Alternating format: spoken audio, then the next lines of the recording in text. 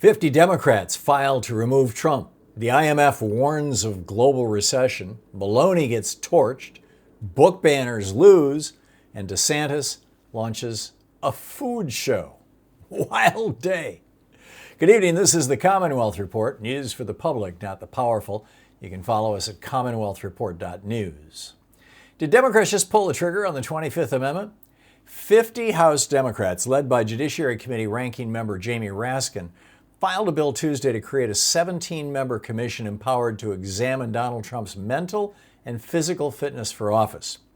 The bill invokes Section 4 of the 25th Amendment and would create what it calls a, quote, commission on presidential capacity to discharge the powers and duties of the office, end quote.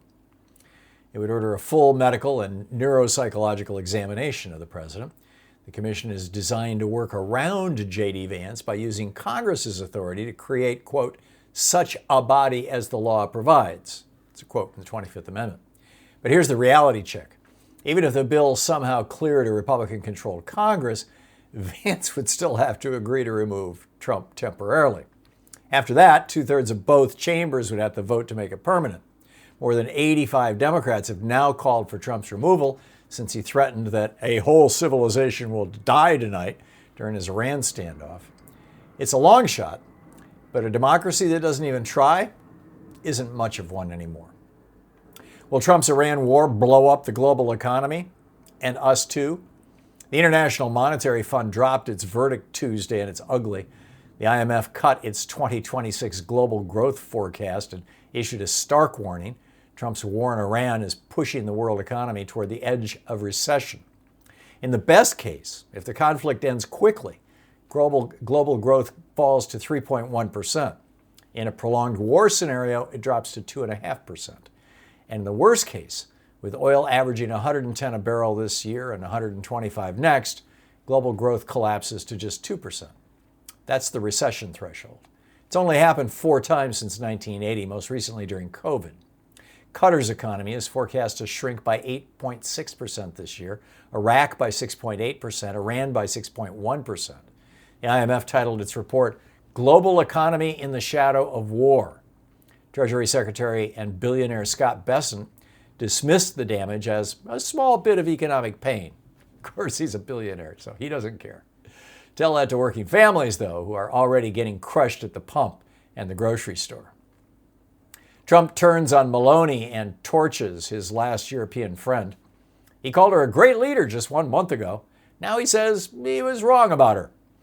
Donald Trump savaged Italian Prime Minister Giorgia Meloni in an interview with Italian newspaper Corriere della Sera Tuesday, saying he was shocked by her and that he thought she had courage but didn't.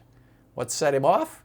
Meloni refused to let U.S. warplanes use a Sicilian airbase for combat operations against Iran. She suspended Italy's defense pact with Israel. And when Trump attacked the new Pope, Leo XIV, on social media, she publicly called his conduct, quote, unacceptable.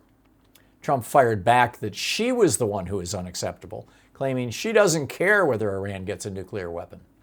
Meloni was the only European leader who attended Trump's inauguration. She spent years acting as his bridge to Europe. Now that bridge is ash.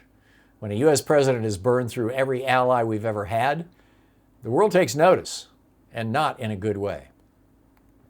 Voters crush Moms for Liberty in school board sweeps across America. While Washington descends into chaos, something important happened on the grassroots level. On April 7th, liberal candidates swept school board elections in politically contested districts across Wisconsin, Missouri, Alaska, and Oklahoma. The races centered on book bans, gender identity policies, and school prayer disputes. Voters chose the side that wasn't trying to yank Toni Morrison off the shelves. Moms for Liberty, the organization the Southern Poverty Law Center classifies as an anti-government extremist group, backed candidates across all those states. They all lost. This is part of a sustained pattern. Conservative school board candidates have been getting routed in election after election since their initial surge in 2021 and 22, when they rode mask mandate outrage all the way to the school board table. School boards control curriculum, hiring, library access, and school safety. When book banners run them, kids pay the price.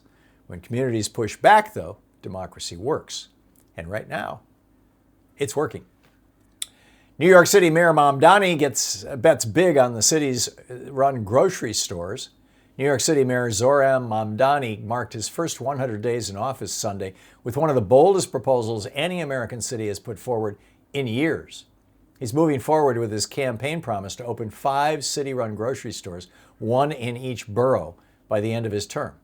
The first will be built at La Marqueta, a historic public market in East Harlem, where nearly 40% of households receive public assistance or SNAP benefits.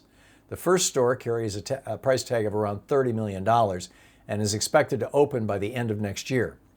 The city owns the land, so there's no rent and no property taxes, and Mamdani says those savings get passed directly to consumers in lower prices on eggs, bread, and everyday staples. Billionaire supermarket owners are already screaming, socialism! But when 1 in 4 children in New York City goes hungry, you have to ask a simple question. Who is the market actually working for? Is DeSantis running a food tour while Trump leaks brain matter? And finally, some political theater to close out your evening. Ron DeSantis is apparently plotting his comeback, and he's doing it 1 plate of chicken wings at a time. The Florida governor ends his term in January of next year, and he's now posting a web series on X called Diners, Drive-Ins, and DeSantis. He drives around Florida eating at local hotspots in what one analyst called a, quote, low-rent version of the Food Network. Analysts say he's quietly positioning himself for a 2028 presidential run, betting that voters will eventually want what one writer called a, quote, boring polo and khakis conservative once the Trump era finally ends. And that era may be ending faster than anyone expected. Sources close to Trump world have reportedly described the current president as, quote, leaking brain matter. The Iran threats, the attacks on the Pope, the assault on Maloney. While all of that is burning, DeSantis is somewhere in Naples, Florida, ordering a grouper sandwich. Remarkable times. And that's the way it is tonight, Tuesday, April 14th, 2026. I'm Thom Hartmann.